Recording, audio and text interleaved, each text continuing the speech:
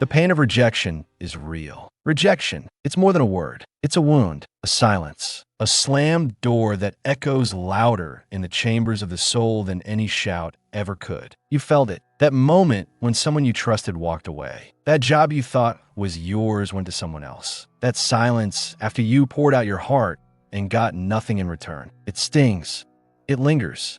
And it whispers lies. You're not enough. You don't belong. You were a fool to believe. But let me speak a louder truth over you. You are not alone. The pain of rejection is one of the oldest sufferings known to man. Even the Son of God, pure, loving, perfect, was despised and rejected of men, a man of sorrows and acquainted with grief. Isaiah 53 verse 3. If even the one who bore no sin could be cast aside by those he came to save, then what makes us think we are exempt from being misunderstood, unwanted, or unloved? This is not meant to minimize your pain. It's meant to give it meaning, because pain without purpose feels like punishment. But pain with divine purpose? That's transformation. When you are rejected, something sacred is happening under the surface. It doesn't feel holy.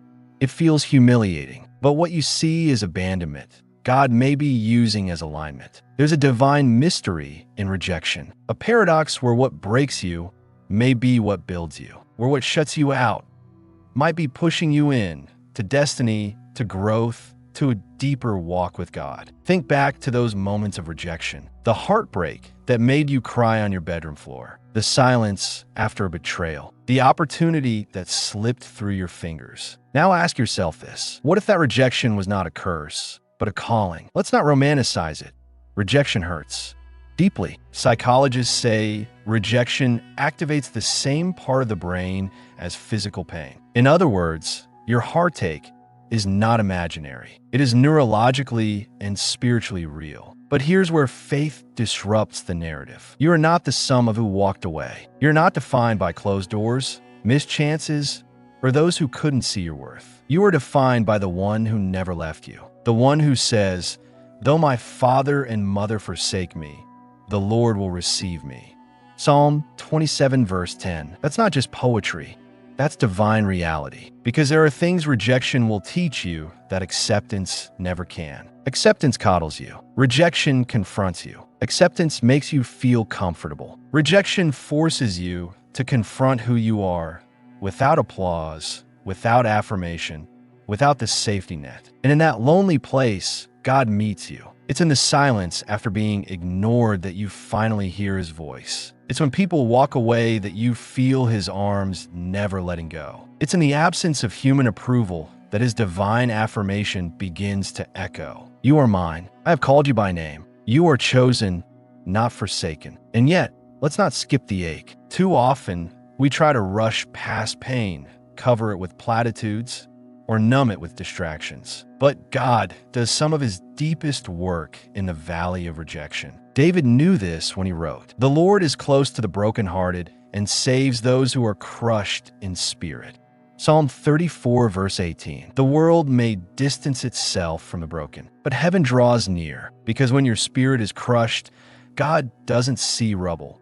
He sees clay. He begins to shape you again, not in the image of your expectations, but in the image of his calling. Rejection breaks the illusion that we are in control. It strips us down to the core and asks us, who are you when nothing and no one validates you? And here's the divine twist. That's often when your truest self begins to emerge. When you stop needing approval to breathe. When your worth no longer hangs on who texts back or who says yes. When your soul finds its home, not in the arms of lovers or the applause of men, but in the heartbeat of God. That's when you stop chasing love and start embodying it. That's when rejection becomes redirection. That's when the pain begins to serve a purpose. So if you're sitting in the ruins of a lost relationship, if you're mourning a dream that didn't come true, if you've been told no so many times you forgot what hope feels like, hear this: you're not abandoned.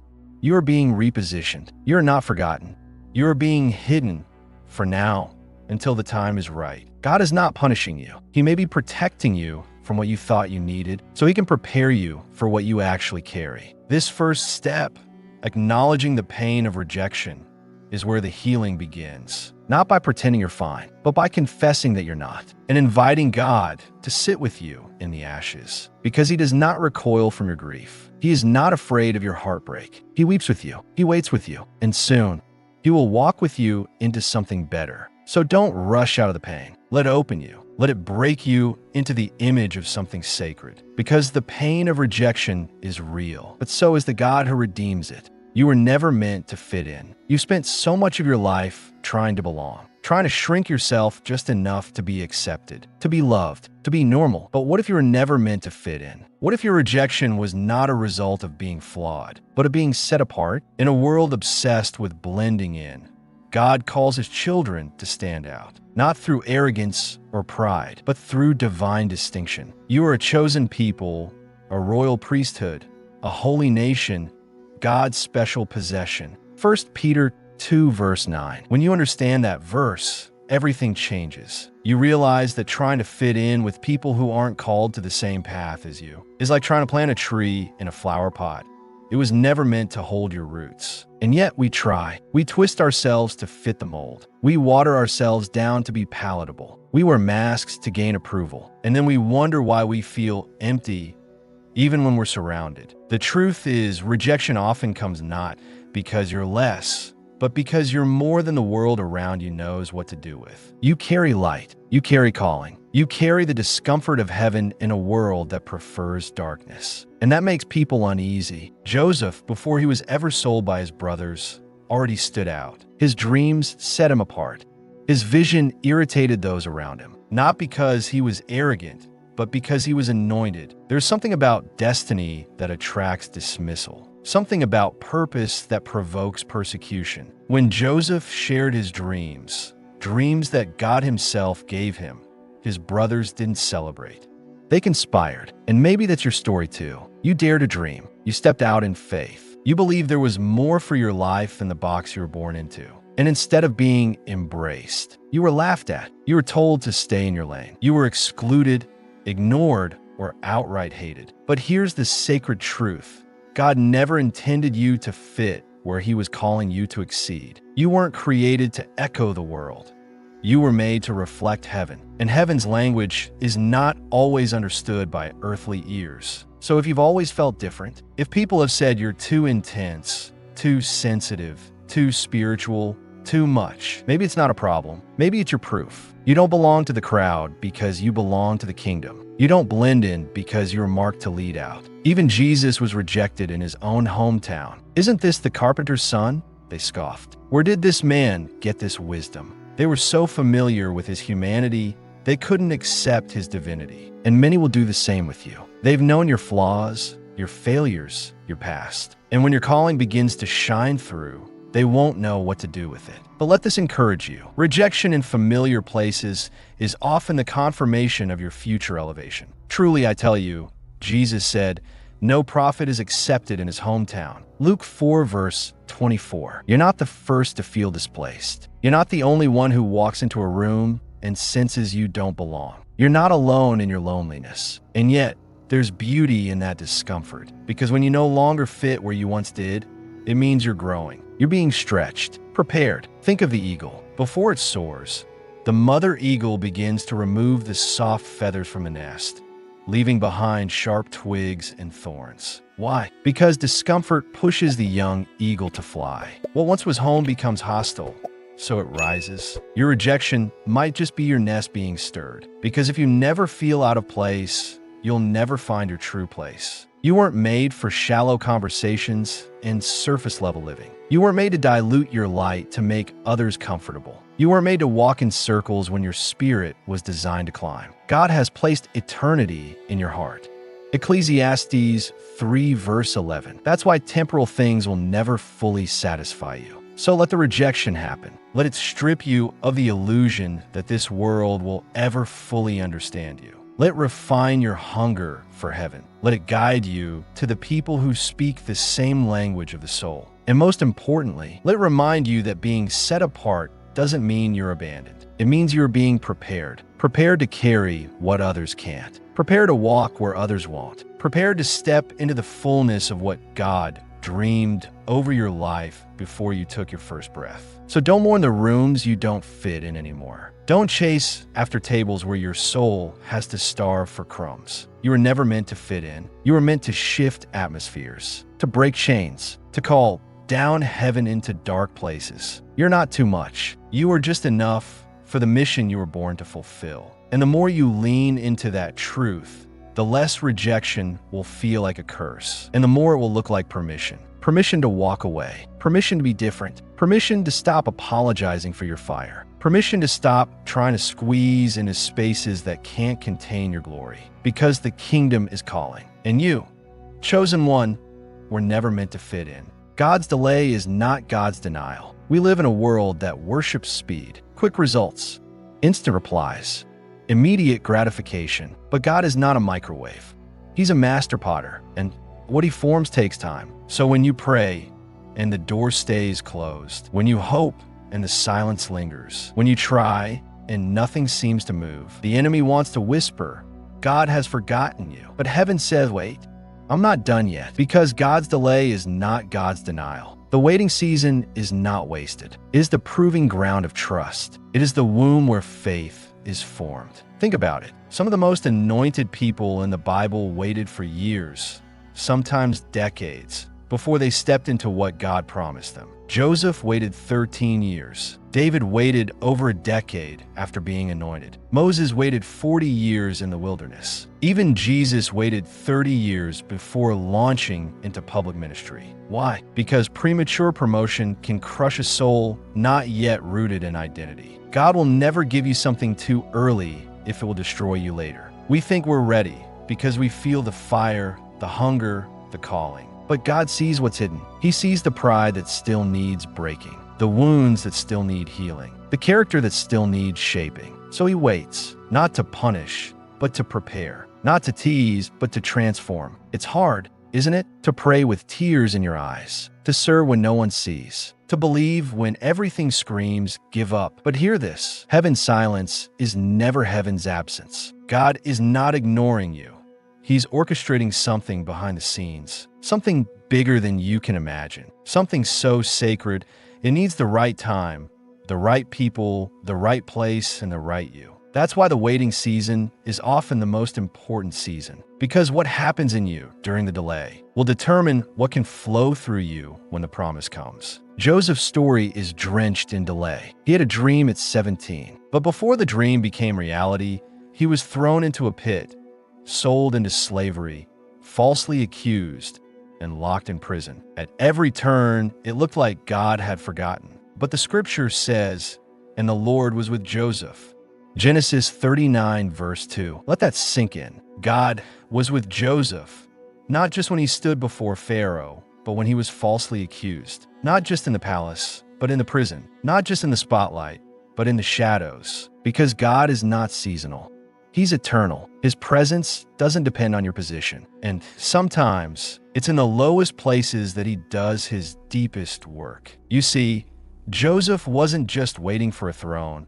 He was becoming a man who could handle the throne. He was learning humility. He was learning wisdom. He was learning to lead, not with ego, but with empathy. Without the prison, Joseph would not have been ready for the palace. Without the betrayal, he would not have been broken enough to forgive. Without the silence, he would not have learned how to hear God more clearly. So if you feel stuck, if you're staring at closed doors and unanswered prayers, if your heart is tired of hoping, take a deep breath. God's not done. His delays are filled with divine intention. His no today might be a not yet tomorrow. And often, his best gifts come wrapped in silence. Remember Lazarus? When Jesus was told his friend was sick, he didn't rush to heal him. He waited. To the world, it looked like negligence. But to Jesus, it was timing. Because he wasn't just going to heal Lazarus. He was going to raise him from the dead. This sickness will not end in death. It is for God's glory.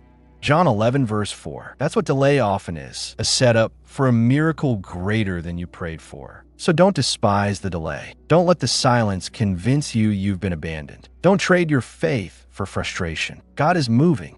Even when you don't see it, even when your prayers seem unanswered, even when the breakthrough feels impossibly far away, is the God of suddenly, but he is also the God of slowly. And both are holy. So what should you do in the waiting? Worship, stay faithful, prepare your heart, keep your oil full, because when the door finally opens, when the promise finally arrives, when the silence finally breaks, you'll realize it was never a denial. It was always a delay, and the wait was worth it. The Joseph pattern.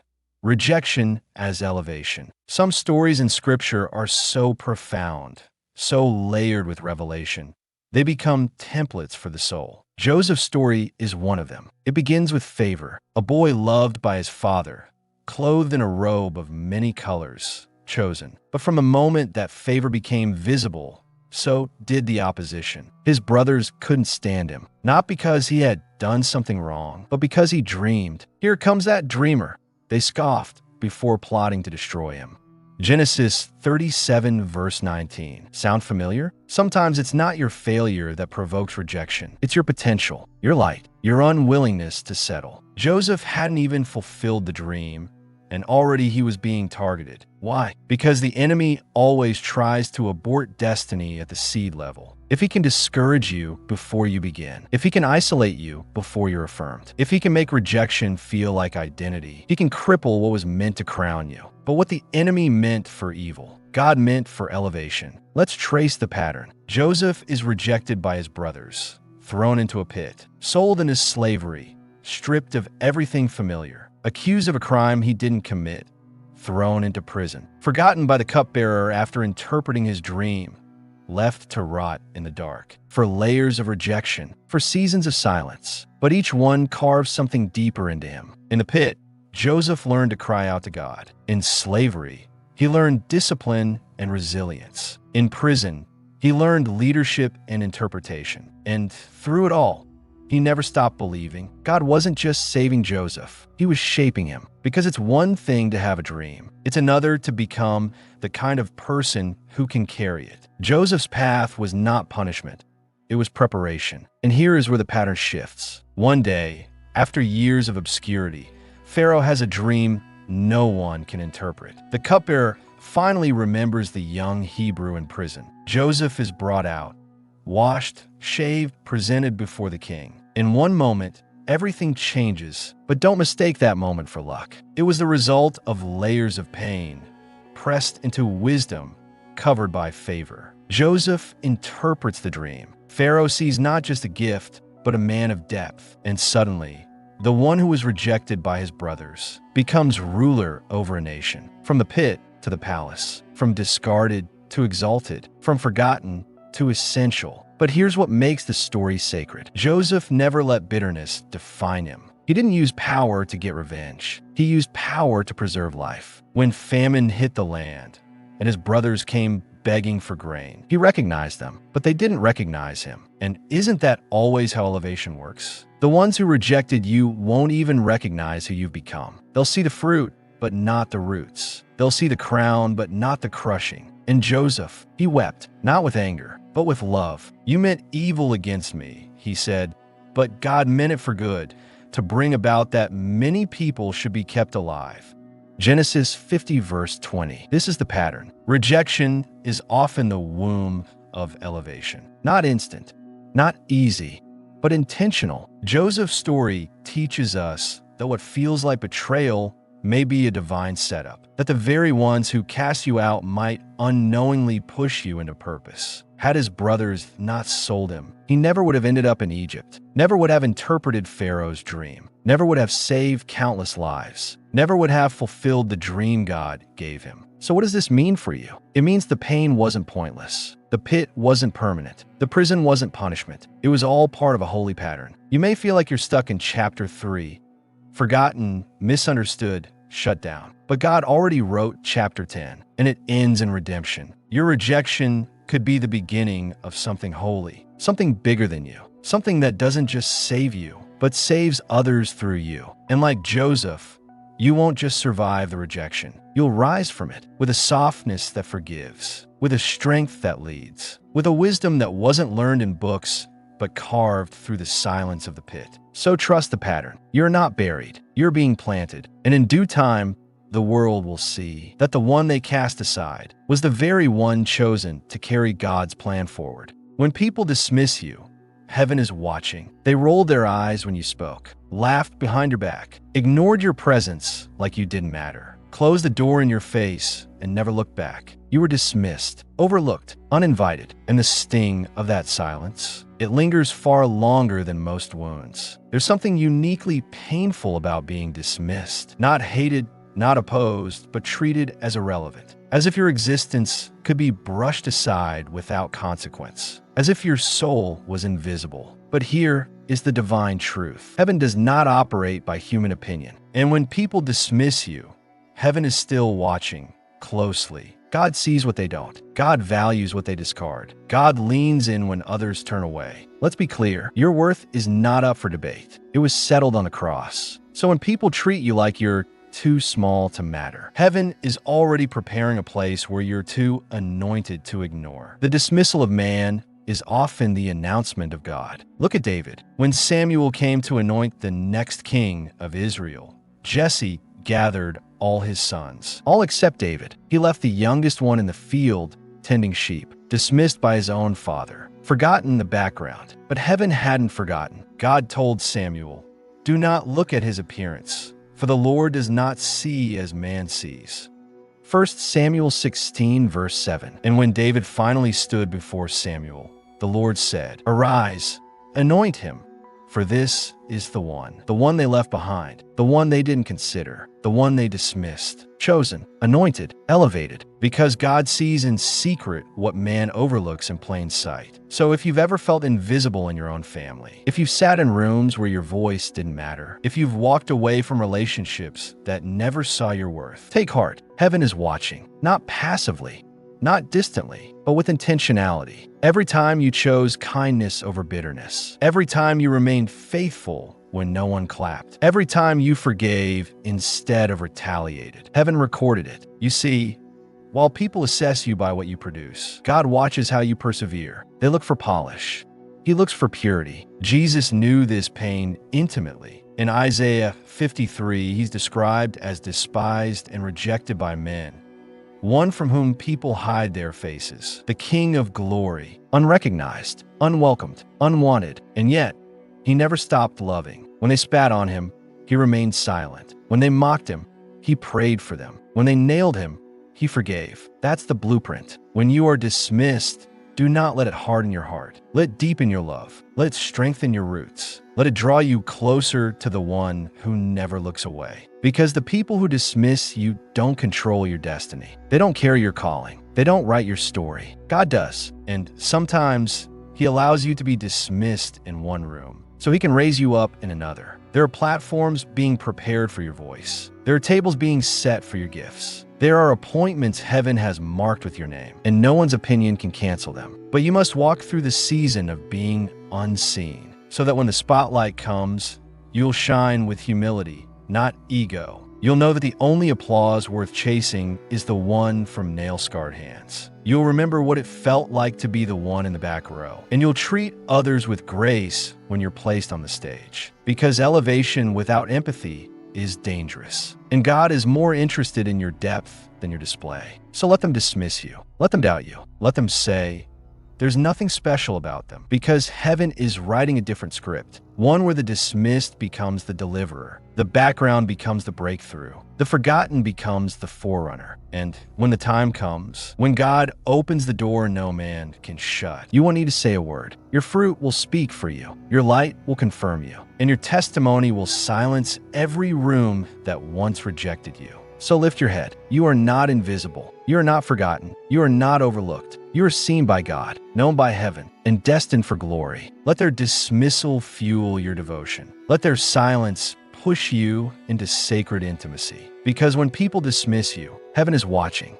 and heaven never forgets. Rejection is training in disguise. What if the very pain that tried to break you was actually training you? What if every rejection was a hidden classroom? Every betrayal, a holy boot camp. Every no from man, a yes from heaven to deeper strength. You see, the kingdom of God rarely trains in the spotlight. Heaven develops its warriors in the shadows. And rejection is often the first lesson in spiritual resilience. We don't like that word, rejection. It feels final. personal, sharp. But in the hands of God, rejection becomes revelation. Not about them, but about you. Because every time someone walks away, every time you're shut out or overlooked, God is revealing something deeper. What still controls you? What still defines you? What still needs to be surrendered? In other words, rejection reveals what must be refined. Do you rely on approval to feel whole? Do you compromise your calling to keep peace with people who don't honor your soul? Do you adjust your light to make others more comfortable? Then rejection is your training ground, because God cannot anoint a version of you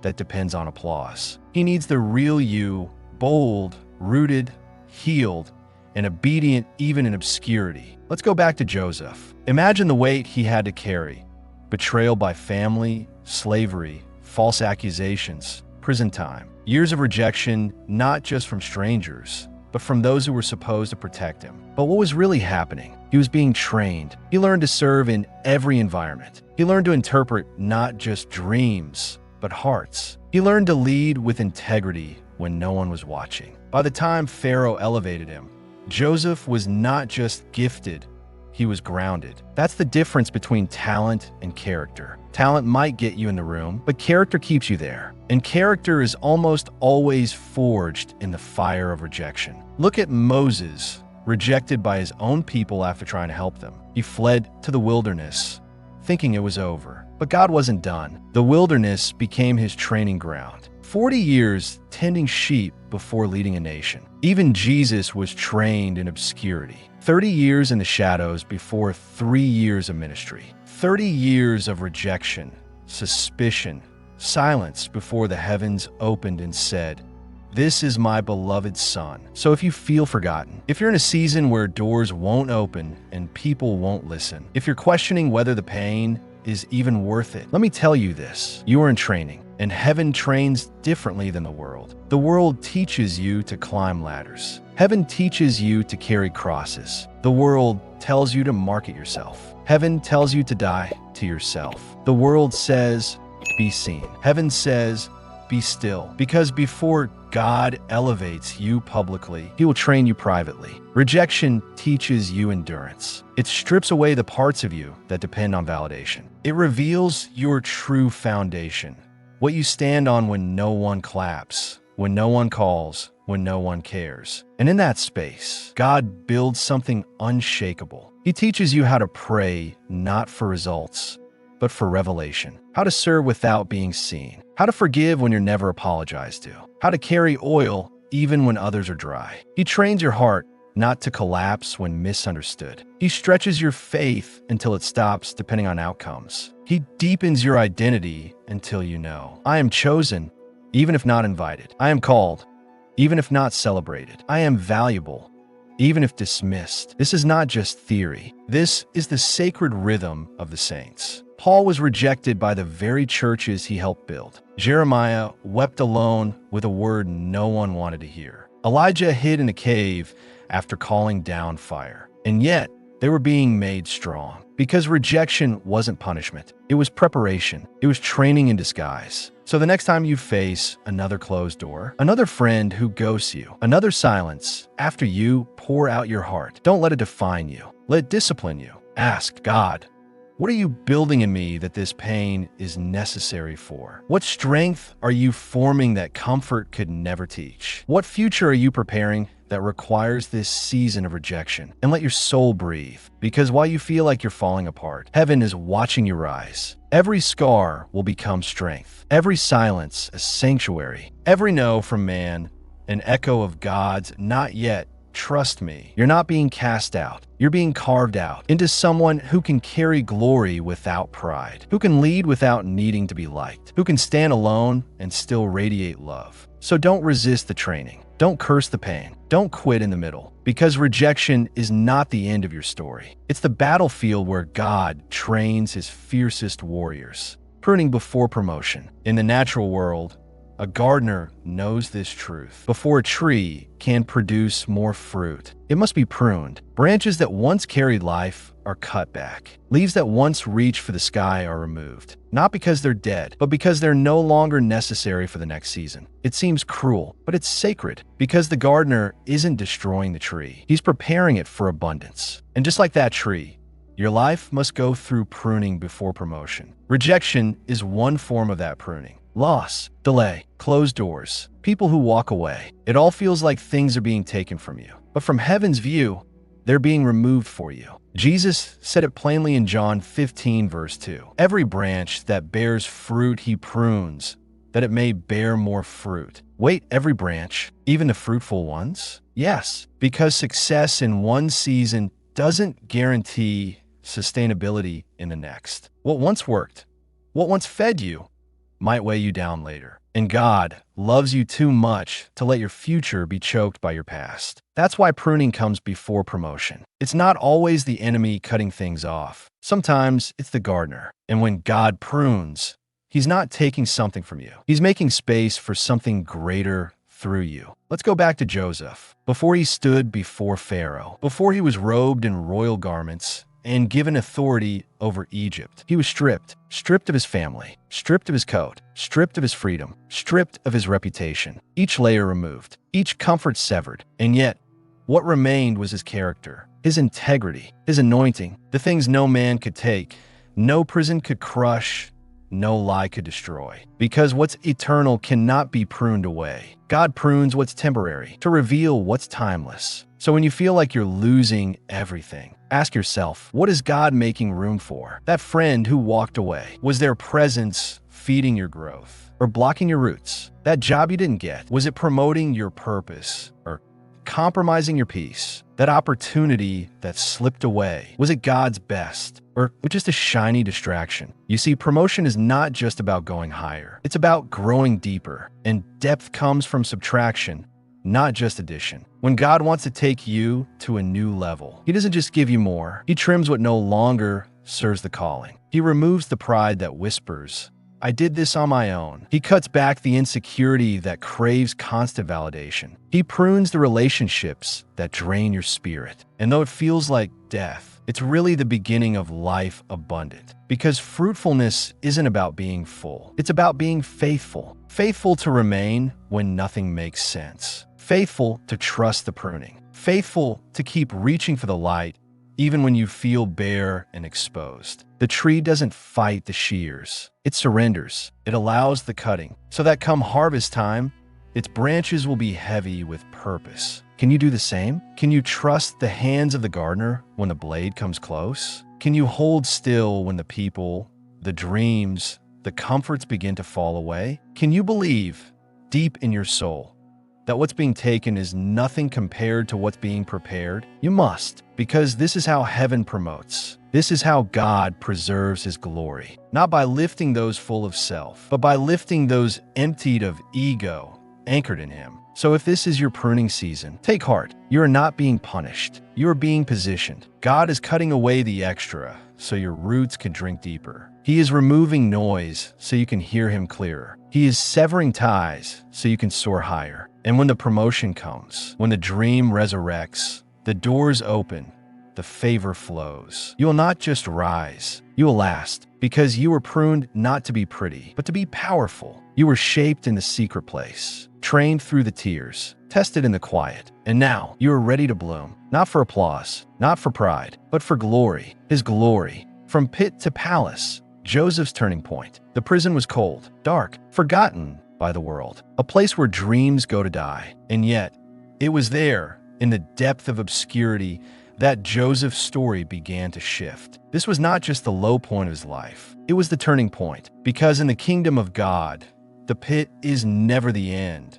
It's the beginning of the rise. Joseph had been betrayed, falsely accused, and abandoned. He had every right to be bitter, every reason to give up. But instead, he chose faithfulness. In the dungeon, he served. He interpreted dreams for others. He carried the weight of favor even in chains. And then the moment came. Pharaoh had a dream that none of Egypt's wise men could interpret, a dream that disturbed him so deeply it shook the throne. And suddenly, the cupbearer remembered. "I know a man," he said, "a Hebrew slave, a forgotten prisoner, someone the world had dismissed, but heaven had not. Joseph is summoned. He shaves, he changes, he stands before Pharaoh. The same man who was thrown into a pit by jealous brothers is now face to face with the most powerful king in the land. And what does he say? I cannot interpret the dream, but God will give Pharaoh the answer he desires." Genesis 41 verse 16. That's it. No pride, no self-promotion, no desperation to be seen, just confidence in God. This is the fruit of the pit. This is what happens when character is forged in fire. Joseph no longer needs to prove himself because he knows who goes before him. And in an instant, Pharaoh sees what no one else could. Not just a man with insight, a man with wisdom, with presence, with divine authority. Can we find anyone like this man? One in whom is the Spirit of God. Genesis 41 verse 38. And just like that, Joseph is lifted, promoted, exalted, from prisoner to prince, from chains to command, from being dismissed to becoming indispensable. Pharaoh places a signet ring on his finger, robs him in fine linen, gives him authority over the entire land of Egypt. No longer just the dreamer. Joseph now becomes the fulfillment of the dream. But here's the sacred twist. The palace was never the goal. It was always about purpose. God didn't elevate Joseph so he could live in comfort. He elevated him so he could preserve a generation. When the famine came, it was Joseph's leadership that sustained Egypt. And more than that, it reunited his family. The same brothers who sold him came to him, desperate for food, broken, humbled, unaware. They bowed before him, just like in the dream. But Joseph didn't gloat. He wept. He had been through too much pain to hold on to pettiness. He had carried too much purpose to settle for payback. "Do not be afraid," he told them. "You intended to harm me, but God intended it for good, to accomplish what is now being done, the saving of many lives."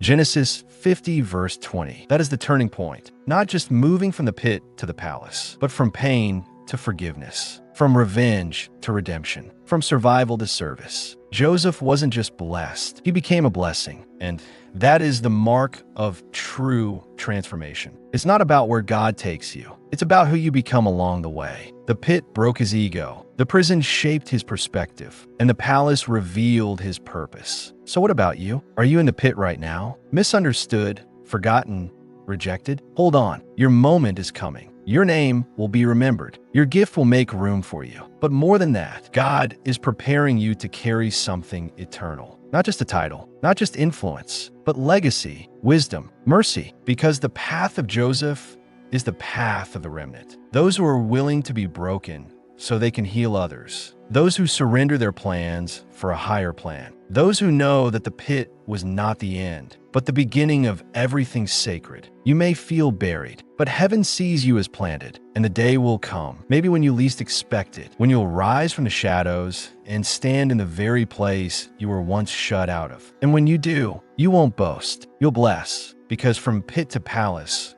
God was always writing a bigger story, and now you're ready to live it. The hidden gift in every goodbye. Goodbyes are often wrapped in silence, sometimes in anger, other times in confusion, but always in pain. Whether it's the one who left without a word, the opportunity that vanished just when you felt ready, or the door that closed despite your prayers, one truth remains, something in you breaks. And yet, if you pause long enough, if you dare to look through the tears instead of away from them, you might just discover a strange and sacred thing. There is a gift hidden inside every goodbye. It's not obvious, not immediate. Sometimes it takes years before your soul is quiet enough to unwrap it. But heaven has a way of hiding glory inside a grief. Because some people had to leave for you to breathe freely again. Some chapters had to close so your story could shift. Some rejections weren't about your lack. They were about God's protection. When you say goodbye to what you thought you needed, you make space for what heaven knows you were destined for. Let's look back at Joseph once more. His brothers sold him. That goodbye wasn't mutual. It was betrayal. But imagine if they hadn't rejected him, if they had let him stay. If Joseph had lived a quiet,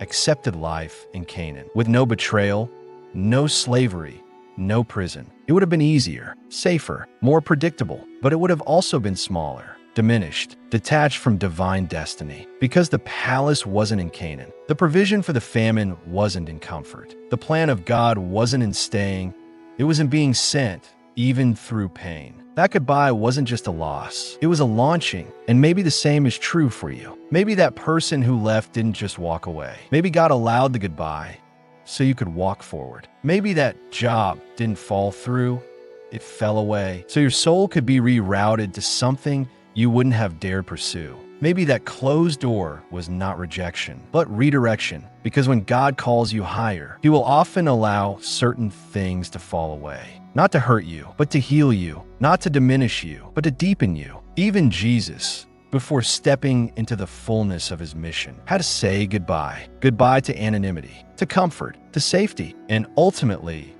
goodbye to His closest friends in Gethsemane. "Could you not watch with me 1 hour?"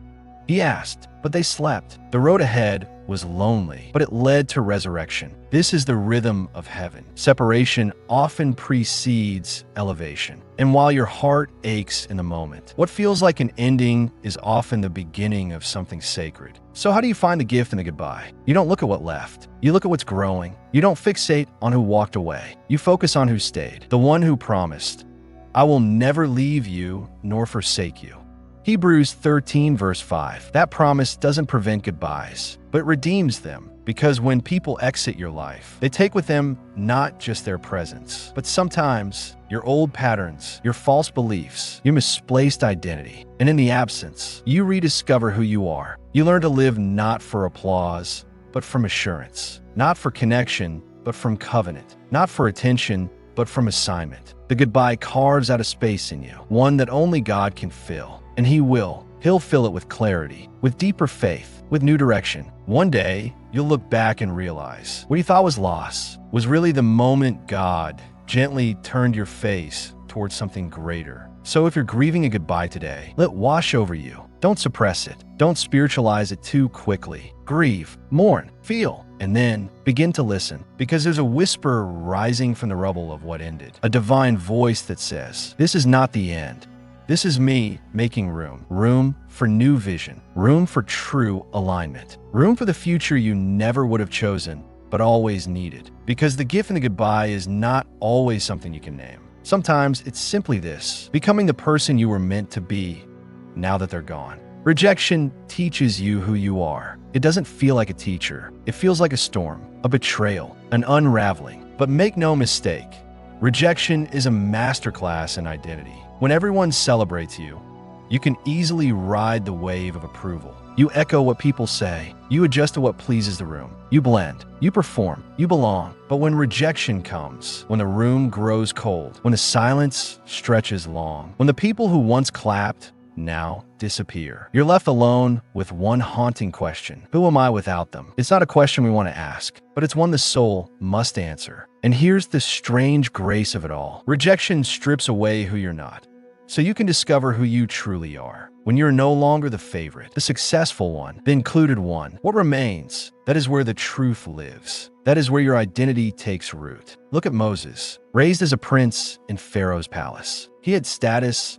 power, identity, but one act of anger, and suddenly he's rejected by Pharaoh, by his people, by the very system that once sheltered him. So he runs to the wilderness, to the unknown, to the in-between. And it's there, in the silence of the desert, far from applause or identity, that God speaks. Moses, it wasn't in Egypt that Moses found who he was. It was in exile, in rejection, in wilderness. Because when the world no longer defines you, heaven begins to, and the same is true for you. Rejection is not just loss, it's revelation. It reveals your foundations, what you've been building your worth on, who you've been trying to impress, where your soul has been sourcing its value. And when that scaffolding falls, you're forced to answer: if no one applauds me, am I still valuable? If I'm misunderstood, am I still worthy? If they never come back, am I still whole? If you let it, rejection will refine your identity down to its divine core. Not what you do, not who you please, not where you belong, but who you are to the one who formed you.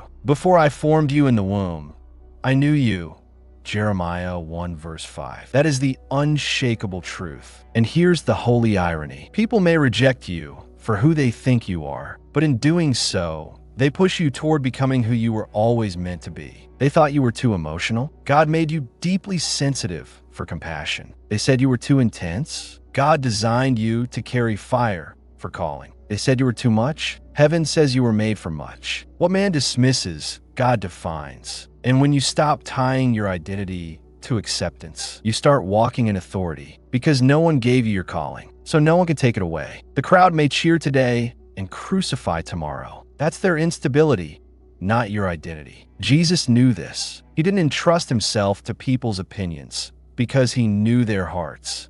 John 2:4-5. He walked with clarity, not codependency, with mission, not manipulation, with purpose, not performance. And so must you. Let rejection do its holy work. Let peel back the layers of performance. Let it burn away the need to be seen. Let cut the soul ties to those who never saw you clearly anyway. And what you'll find, buried beneath the rubble of approval, is something fierce, unshakable, radiant, your true identity, rooted in eternity, immune to trends, anchored in truth. So the next time someone walks away, when they don't text back, when they ghost you, when they criticize, exclude, misunderstand, don't beg them to stay. Bless them, release them, and then return to who you are. Because rejection may have broken your heart, but it just might reveal your soul. The refining fire of pain. Pain has a way of speaking, not with words, but with weight. It settles into your bones. It presses into your soul. It asks you,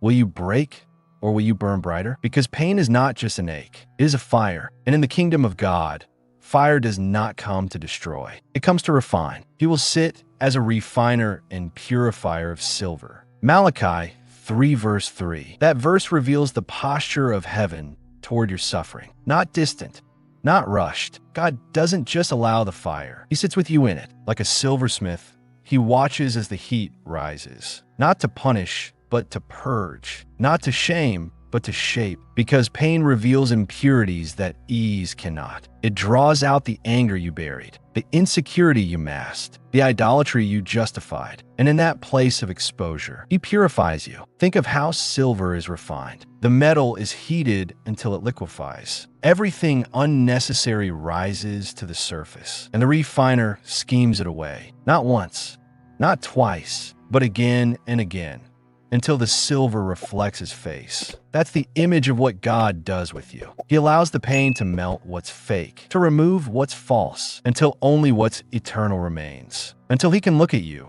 and say, there, that's me. It's not an easy process. Pain is not poetic while you're in it. It burns, it isolates, it confuses, but also awakens. When your heart breaks, you begin to feel again. When your plans fail, you begin to listen. When your idols fall, you begin to see, and slowly, without even realizing it, the pain that was meant to destroy you starts to become the very thing that defines you. Not because it had power, but because God was in the fire. Joseph knew this. Thrown into prison, forgotten, misunderstood, he didn't just endure the pain, he let it refine him. He emerged not bitter, but brilliant. Not vengeful, but wise. Not jaded, but just, because he let the fire work for him. That's the secret. You don't have to enjoy the pain, but you must not waste it. Let it refine your character. Let it reveal your weakness. Let it deepen your dependence. Because fire either burns away your destiny or burns away what keeps you from it. You choose. Do you harden? But do you heal? Do you run? Or do you rise? Even Jesus wasn't exempt from the fire. He faced Gethsemane, a garden of crushing. He sweat drops of blood. He cried out, if it be possible, take this cup. But he stayed. He didn't run from the fire. He walked through it. And on the other side, resurrection, redemption, glory. Your story is no different. The pain you feel now may not be your fault, but it is your turning point. You can either let it make you small, or you can let it refine your soul into something unbreakable. Because once you pass through the fire, you don't just come out healed, you come out holy. People will look at you and see depth, peace that doesn't make sense, joy that isn't borrowed, authority that isn't loud, but unshakable. Because you've been through something. You've walked through the furnace and didn't lose your flame. So if you're hurting, don't just wish it away. Don't rush to escape. Ask the deeper question, God, what are you revealing in this flame? What parts of me are you purifying? What beauty are you building in the ashes? Because the refining fire of pain is not the end. It is the threshold, and when you emerge, scarred but sanctified, bruised but burning, you will carry a weight of glory that ease could never give you. So let the fire come. Let it refine. Let it do its holy work. Because when the heat fades and the smoke clears, what remains will shine like gold. Your value is not determined by others. People change. Their opinions shift with the wind. Today, they praise you. Tomorrow, they forget your name. So if your value is built on what others think, your identity will always be unstable, uncertain, fragile. But here is the eternal truth. Your value is not determined by others. It is declared by God. And when He speaks value over you, it is final. It is fixed. It is unshakable. You are not voted into your worth, so you cannot be voted out of it. Even if they rejected you, even if they walked away, even if they never said thank you, you are still chosen. You did not choose me, but I chose you and appointed you.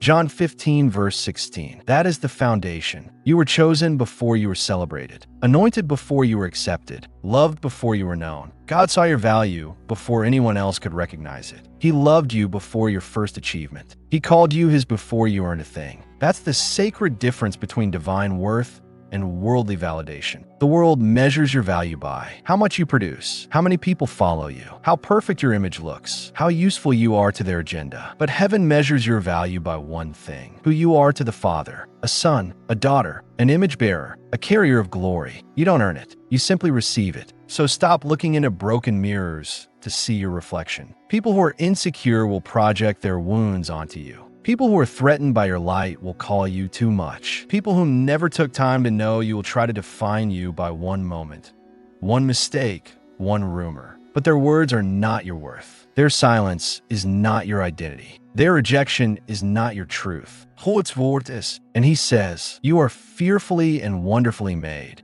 Psalm 139, verse 14. You are accepted in the beloved. Ephesians 1, verse 6. You are precious in my sight. Isaiah 43, verse 4. Let that sink in. Precious, not just tolerated, not just useful, not just good enough. Precious. So when someone treats you like an option, when they overlook your worth, when they measure your value by how much you can give them, remember who authored your identity. God does not need consensus to validate His calling. He does not ask others for permission to bless you. He does not withdraw His favor when people withdraw their support. You are not valuable because people see it. You are valuable because He said it. Even Jesus faced this test. He was the very Word made flesh, the Creator walking among creation. And yet, He was rejected. He came to His own, and His own did not receive Him. John 1, verse 11. But He never let rejection rewrite His purpose. He didn't chase approval. He didn't dilute His identity to gain a following. He knew who He was because He knew whose He was. And that's what you must learn too. You are not what they called you. You are not the sum of their silence. You are not less because someone failed to see your light. In fact, sometimes they reject you because they do see it, and it makes them uncomfortable, convicted, insecure. Don't shrink to soothe their discomfort. Don't dim to be digestible. Don't perform to be palatable. You are not made to fit inside small minds or shallow hearts. You are made in the image of Elohim, the creator of galaxies. You carry the fingerprints of the divine. That's why no one else's opinion can measure your value. Not the ex who left, not the parent who criticized, not the boss who overlooked, not the friend who disappeared. They didn't make you. They don't sustain you. They cannot define you. Only God can, and He already did. So stand tall, not with arrogance, but with holy confidence. Because when you know your worth, you stop begging for rooms that insult your value. You stop proving yourself to people who only want pieces of you. You stop hustling for love that was never meant to sustain you. Instead, you rest. You rest in identity. You rest in truth. You rest in the arms of the one who called you precious before the world knew your name. And from that place, you rise, unshaken, unmoved, unapologetically whole, becoming who you were meant to be. There comes a moment, after the tears, the silence, the long walks through the valley, when something shifts. You realize you're no longer who you used to be. The people who hurt you didn't destroy you. The doors that closed didn't crush you. The fire you walked through didn't burn you. It birthed you. You're not just surviving. You are becoming. not the version of you others try to shape, not the masked version you wore to stay accepted, not the broken version that was defined by rejection. No, you are becoming who you were always meant to be, because that's what pain does when you surrender it to God. It transforms, restores, and rebuilds from the ashes. You don't just heal, you emerge with wisdom, with fire, with compassion forged from crushing. Joseph's life wasn't restored by returning to who he was. He didn't go back to being the dreamer in the coat of many colors. That boy was gone. What stood in Egypt was something far greater. A man forged by betrayal, a leader built in the dark, a vessel prepared in pain. The old Joseph needed the applause of family. The new Joseph had the favor of God. And that's your story too. Because becoming who you were meant to be isn't about addition. It's about transformation. It's not about gathering titles or achievements. It's about shedding illusions, losing the need to please, shedding the fear of being misunderstood, laying down the false identities that rejection tried to staple to your soul. The version of you that was addicted to approval, gone. The version that shrank to fit, gone. The version that twisted into someone else's expectations, burned away in the fire. And in its place stands someone new, rooted, unshakable, holy. Because when you pass through the rejection, when you walk through the refining fire, when you learn to carry your scars with honor, you don't just become healed, you become whole. And that wholeness can't be faked. It can't be borrowed. It can't be manufactured by applause. It is sacred. It is internal. It is eternal. It's the kind of strength that makes demons tremble. The kind of peace that confuses the world. The kind of confidence that doesn't shout. It radiates. This is who you were meant to be. The you that stands without needing to be seen. The you that speaks without needing to be loud. The you that forgives without needing to forget. The you that walks into every room knowing heaven walks with you. You didn't come this far to become someone ordinary. You came this far because God never stopped working on you. Not when they left, not when you broke, not when you doubted. He was chiseling you, piece by piece, layer by layer, pain by pain, until what remained was pure, holy, and dangerous to darkness. And here's the wild truth. You haven't even stepped into the fullness yet. This is still the becoming. Because God never wastes a journey. Everything you've walked through, every goodbye, every lonely night, every delayed dream has been a setup for something bigger than you imagined. So don't look back with regret. The road was hard, yes, but it led you here, to identity, to clarity, to purpose. And now you rise, not for applause, not to prove anything, but to embody everything heaven has been shaping in you. You are becoming the warrior who no longer needs a sword to command peace, the servant who leads without needing a throne, the wounded who now heals others. And you don't need a rush. This becoming is sacred. It is slow. It is holy. Every breath is reclaiming the you God dreamed into existence before time began. For we are his workmanship, created in Christ Jesus for good works, which God prepared beforehand, that we should walk in them. Ephesians 2 verse 10. So walk, child of glory. Walk like the fire didn't win. Walk like the grave didn't hold you. Walk like rejection was just the doorway to revelation. Because the world needs who you truly are. Not the mask, not the performance, not the edited version, but you fully alive, fully healed, fully anointed. You are becoming who you were meant to be, and heaven is smiling. Rejection was the catalyst of your calling. You didn't ask for it. You didn't expect it. You didn't see it coming. But the moment they walked away, the moment you were shut out, overlooked, laughed at, left behind, something shifted, something holy. Because rejection wasn't the end of your calling. It was the catalyst, a spark, a pressure point, a divine detour that pushed you where comfort never would have. You see, destiny rarely begins in applause. It begins in obscurity, in betrayal, in the hollow sound of a door slamming shut while you stand outside in the cold. And while you stood there wondering, why me? Heaven whispered back, because I chose you. Joseph's story makes this truth impossible to ignore. Had he stayed in his father's house, safe, protected, favored, he might have died with a dream and no fulfillment. But rejection moved him. It stripped him of comfort, yes, but it launched him into calling. Because rejection doesn't just remove, it repositions. It throws you into unfamiliar spaces where your gifts are revealed. It silences the noise so you can hear the voice of God. It closes the doors of familiarity so you have no choice but to walk by faith. Rejection is not your enemy. It's often your introduction to the path you were born to walk. Without the pit, Joseph would have never seen the palace. Without betrayal, he would have never developed the kind of character needed to rule with compassion. Without rejection, the story would have stayed small. Do you see it yet? The very thing that wounded you the most was also the thing that woke up your purpose. Before the rejection, you were dreaming. After the rejection, you were moving. God used what hurt to activate what was hidden. And now look at you. You pray deeper. You see clearer. You love from a place of truth, not need. You don't just want a platform. You want presence. You don't just chase success. You chase significance. Because pain changed your priorities. It refined your fire. It made your yes to God costly, which means it's also weighty. The people who rejected you thought they were cutting you off. But in heaven's eyes, they were cutting you free. Free from needing their approval. Free from the limitations of their perception. Free to grow beyond what they could ever imagine. Their rejection didn't destroy your destiny. It revealed it. Look at David, anointed as king, then chased by the very king he served. Rejected, hunted, forced into caves. But it was in those caves that David learned to lead, to worship without a crowd, to fight giants no one else dared to face. Rejection didn't cancel his calling. It cultivated it. And the same is true for you.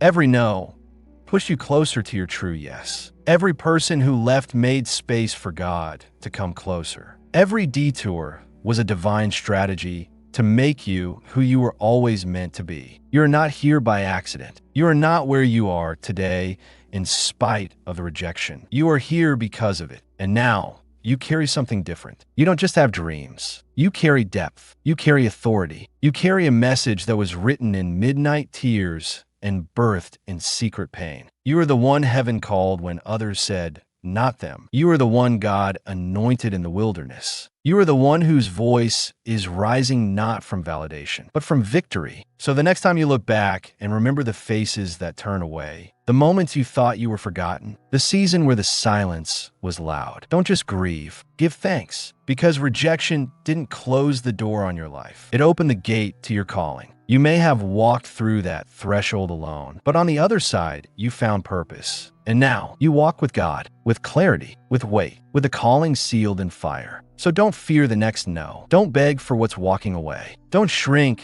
when people can't see what God sees. Let it go. Let them go. And step into what was always waiting for you. A destiny so divine, it needed rejection to unlock it. This pain has a purpose, and it ends in glory. You didn't choose the pain. You didn't pray for the heartbreak. You didn't ask to be broken in places no one else could see. But here you are, still standing, still breathing, still reaching for heaven when the earth gave you nothing but silence. And friend, let me speak this over your soul. This pain has a purpose, and it ends in glory. Not just comfort, not just closure, not just survival. Glory. The kind of glory that doesn't come through easy roads or soft seasons, but through fire, through weeping, through worship with a cracked voice and trembling hands. The glory that finds you in the ruins and says, I'm not done, because God never wastes pain. Not even one tear, not even one unanswered prayer, not even one night where you lay on the floor asking Him why. All of it is being woven into something eternal. And we know that in all things God works for the good of those who love Him. Romans 8 verse 28. Not some things, all things, even the betrayal, even the delays, even the doors that slammed shut when you were sure they were open. They're not detours. They are threads woven by the Master into a tapestry of redemption. You might still be in the middle of it. It might not make sense yet, but there is glory coming. Because pain that is surrendered to God never stays pain. It becomes power. It becomes testimony. It becomes a beacon for others still walking through the valley. Look again at Joseph. What if he had given up in the prison? What if he had let bitterness harden him? What if he had become so angry at God that he walked away from the dream? Then the famine would have killed his family. The story would have died in the dark, and we would have lost one of the most breathtaking pictures of restoration in all of Scripture. But Joseph didn't quit. He held on. He let the pain do its work. And when the time was right, the glory came rushing in like a flood. Reunion, forgiveness, purpose, generational blessing, and his words echo into eternity. You meant it for evil, but God meant it for good. Genesis 50, verse 20. Let that truth be your anchor. Whatever the enemy meant for your destruction, God is turning it into your elevation. The tears that watered the ground of your wilderness will become the river that others drink from. The pain that hollowed out your chest will become the space where His presence lives. And one day soon, you will look back at this chapter not with bitterness, but with awe. You'll see the fingerprints of God on every bruise, the breath of God in every silence, the hand of God in every delay. And you'll say, if I hadn't been rejected, I would have never been ready. If I hadn't been broken, I would have never been whole. If I hadn't lost that, I would have missed this. Because this pain, it has been purposed, sanctified, marked for redemption, and it will end in glory. Glory in your family, glory in your mind, glory in your identity, glory in your voice, glory in your becoming. So hold on just a little longer. Don't give the pain the final word. Don't hand the pen to despair, because the author of your story is not finished. He is still writing, and the final chapters, they shimmer with redemption, with joy so deep it silences memory, with peace so full it overflows from your eyes, with beauty so radiant it could have only come from ashes. And when it comes, not if, but when, you'll know every rejection, every goodbye, every unanswered prayer led you here, to the place where pain bowed to purpose, where sorrow gave way to strength, where the story didn't end in defeat, but in divine glory. You've walked with us from the pit to the palace, from heartbreak to healing, from rejection to revelation. And maybe now you're finally beginning to see what God saw all along. Not a victim of rejection, but a vessel of purpose. This pain you've carried, it wasn't in vain. It was preparing you for glory. If this video spoke to your soul, leave a comment below. Let us know which part broke you or rebuilt you. And if you haven't yet, subscribe to join a growing community that's not afraid to go deeper. Because here, we don't just tell stories. We walk with you through the fire until you rise. You were never rejected. You were chosen. And now, you are becoming who you were always meant to be.